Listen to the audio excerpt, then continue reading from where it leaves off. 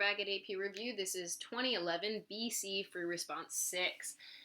Let f of x equal sine of the quantity x squared plus cosine x. The graph of y equals the fifth derivative of f with respect to x inside an absolute value is shown here. We'll deal with that later. We don't need it right away. Part A. Write the first four non-zero terms of the Taylor series for sine x about x equals 0.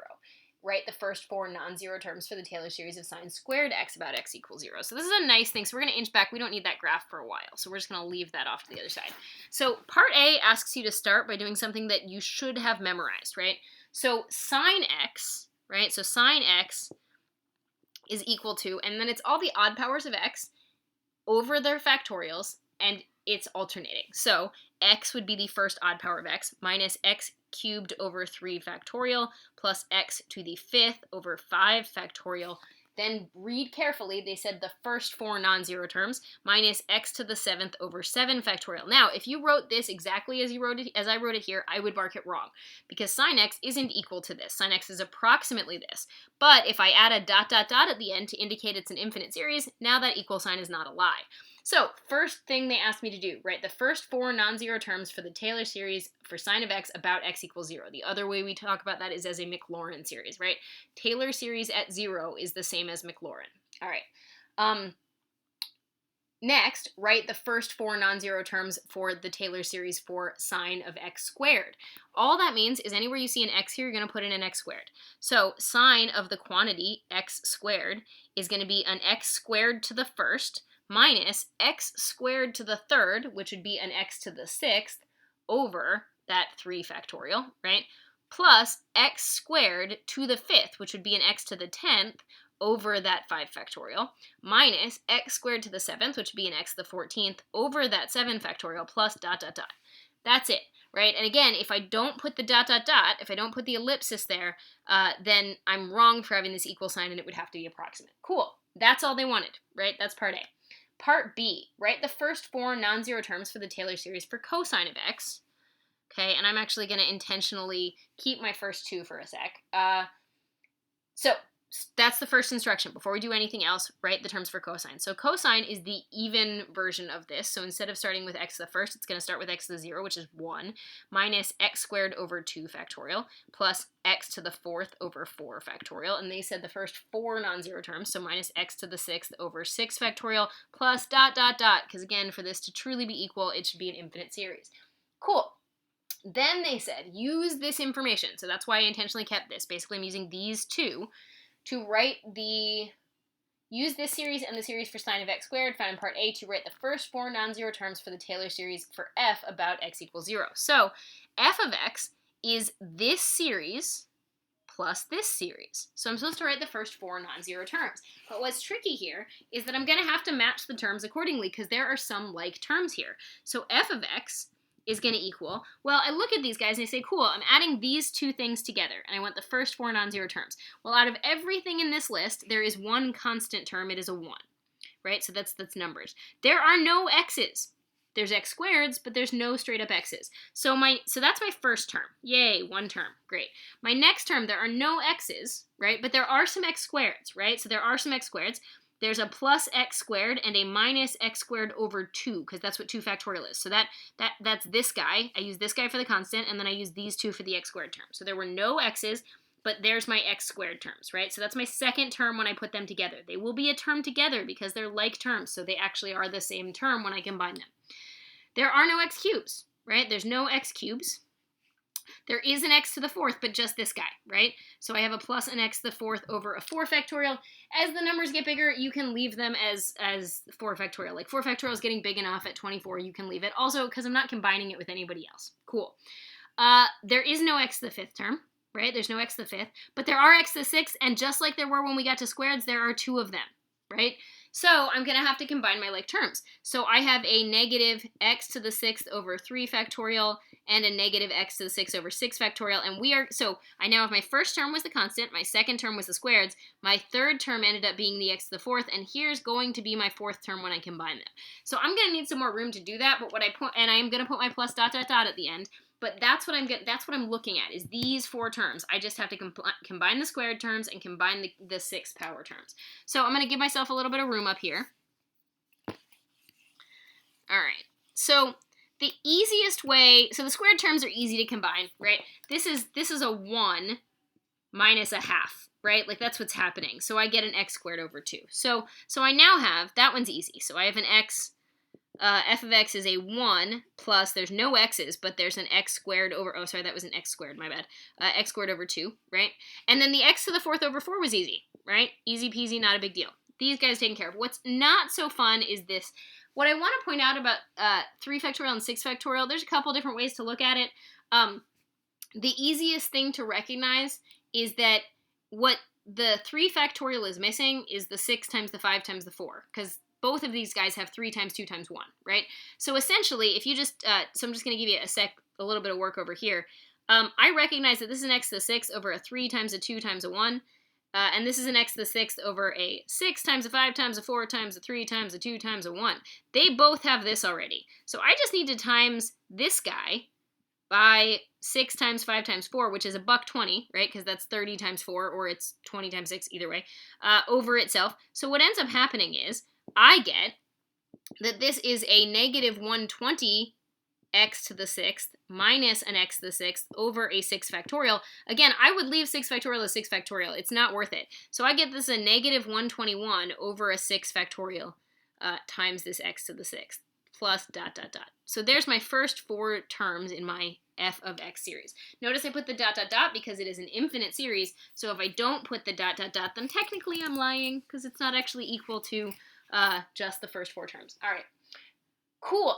Part C, find the 6th derivative of f at 0. Well, so what's funny is, if you remember the rules for how a Taylor series works, so when we look at part C, right, the definition of how we generate a Taylor series, right, the definition of how we generate a Taylor series is that the 6th term, the 6th degree term would be the 6th degree of the function at a, x minus that a to the 6th over a 6 factorial. This is what, by definition, the 6th degree term should look like, right? So the reason that's relevant is I have the 6th degree term, and it looks an awful lot like this, right? In fact, it looks so much like this that what you can recognize is they both have the 6 factorial, they both have the x minus a to the 6, because in this situation my a was 0, right? So really, this chunk, this 6th derivative, and in fact I can go one farther and I won't even put it at a. I'll go ahead and put this at 0, right?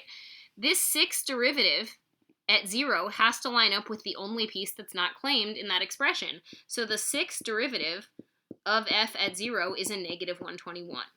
Now, this is worth a single point, and you either get it or you didn't, and it really is about pattern recognition. So if you got rid of this 6 factorial, like if you wrote it out as a 720, I feel like you're less likely to spot this, which is an unfortunate consequence of writing out the 6 factorial, but it's easier to not write out the 6 factorial, so there you have it. All right, part D, I finally need this little wonky graph that's over in the corner. So part D, let p sub 4 of x be the 4th degree Taylor polynomial for f about x equals 0, using the information from the graph that you're given right here, right? So right here. Using information from this graph, show that the error, right? So they want us to show, sorry, I went too far. There you go. Okay. So they, in D, right, they want us to show that p sub 4 of 1/4 minus f of 1/4 in an absolute value is less than 1 over 3,000. This is talking about error, right? That's what that is, because this is the actual value. This is your estimation using p sub 4. And when you talk about error, you're saying how far off was my estimate from the actual, right? If somebody asks you to guess their age and you guess 25 and they're 22, your error is 3. It doesn't matter that they're 3 years younger. It doesn't matter which way they're 3 years different. Your error is 3. If they were 25 and you guessed or if they're 20, I forget which way I just said that example, but if they're 25 and you guess 28, then you're 3 units off in that direction. If they're 25 and you guess 22, you're 3 units off. That's your error. It doesn't matter which way. That's what the absolute value does. So the trick with error when you talk about Taylor series, like this is a way drastic oversimplification, but the short version is what you want to do is you want to say that the error, right, which is this whole mess, the error if you use the 4th degree term is smaller than whatever happens if you max out the next term. So what I want to do, that error has to be less than or equal to the maxed out 5th term. Why the 5th? Well, because I used the 4th term, so I max out the next term.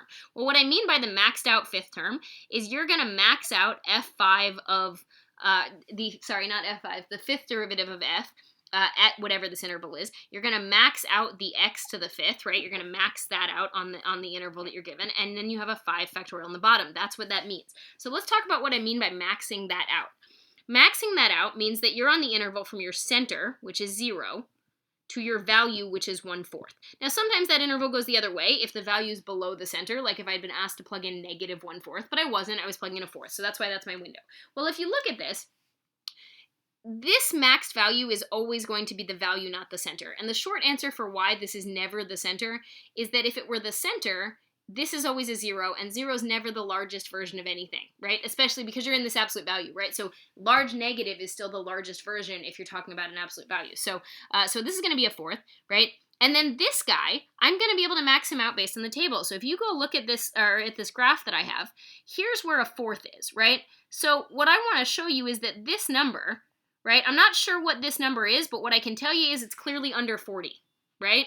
So I'm going to point out that this quantity has to be smaller than a 40 times a 1/4 to the 5th all over a 5 factorial. So my job is now to clean that guy up and show that this guy right here is smaller than 3,000, right?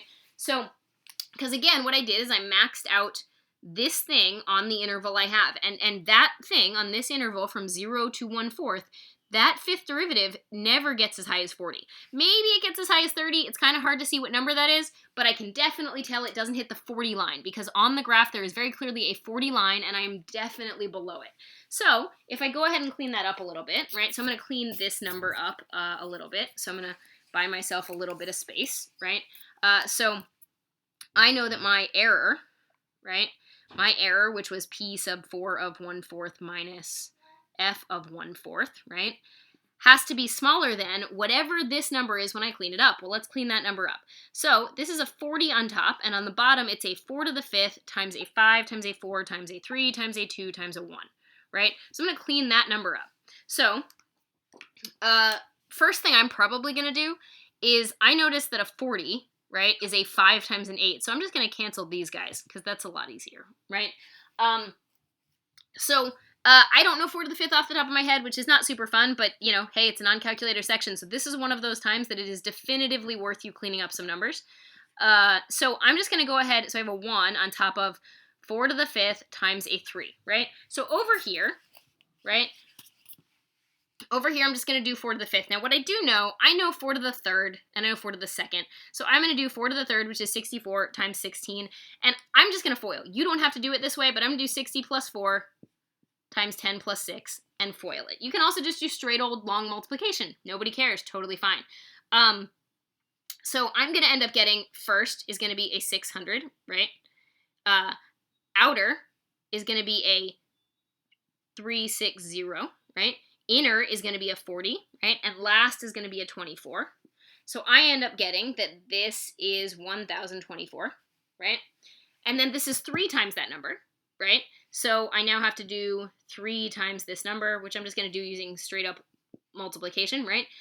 So when I do that, I'm going to end up getting that this is a 3072. So the reason that's relevant, right? The reason that's relevant is that I now know that p sub 4 of 1/4 minus f of 1/4 must be smaller than 1/3072. Well, that's definitely smaller than 1/3000 because bigger denominator means smaller fraction. So this fraction is smaller than this fraction, and my job was to show that this is smaller than this. So it's a chain, and it is, right? Like, I was able to show using this maxed out fifth term, because this was P sub 4, I maxed out the fifth term, and the fifth term had to be smaller than this, and this has to be smaller than this. So by argument, this is also smaller than this.